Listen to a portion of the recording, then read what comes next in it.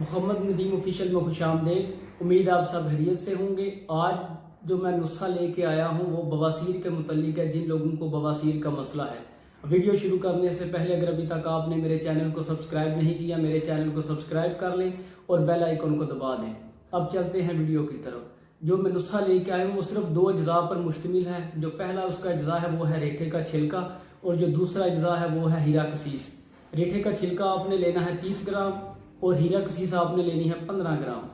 रेठे का छिलका आपने लेके पूरा दिन उसे धूप में रखना है कि अच्छी तरह खुश्क हो जाए। उसके बाद उसका पाउडर बना के उसे छान लें और हीरा कसीस जो है उसका भी पाउडर बना के उन दोनों को आपस में मिक्स कर लें। उन दोनों सफूफों को अच्छी तरह मिक्स करके एक प्याली में डाल दें और उसमें चम्मच रख लें।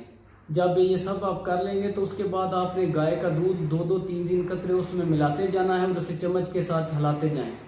और जब इस तरह दवाई हो जाएगी, दूध डालते जाएंगे, दवाई इकट्ठी होना शुरू हो जाएगी, आपको पता चल जाए कि अब ये गोली बांधने के काबिल हो गई है, तो उसमें क्या आपने गोलियां बना लेनी है। जो गोली आपने बनानी है वो 2 गंदम के दाने के बराबर ये गोली आपने बनानी है। जितनी भी गोलियां बने आपने उसे साया में खुश्क कर लें और अच्छी तरह संभाल के रख लें अपने पास।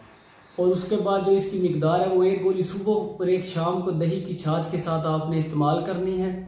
और जब तक आपने ये दवाई इस्तेमाल करनी है आपने मोटे गोश्त का परहेज करना है, गर्म जितनी भी चीज़ें हैं उनसे परहेज करें और जो सुरख मिर्च है उससे परहेज करें। तो बफजल खुदा आप ये नुस्खा इस्तेमाल करें तो अल्लाह पाक के फजलो करम से आपको बवासीरी मसले जितने भी पुराने हों इंशाल्लाह अल्लाह पाक के फजलो करम से बिल्कुल ख़त्म, नीस्तो नाबूद हो जाएंगे।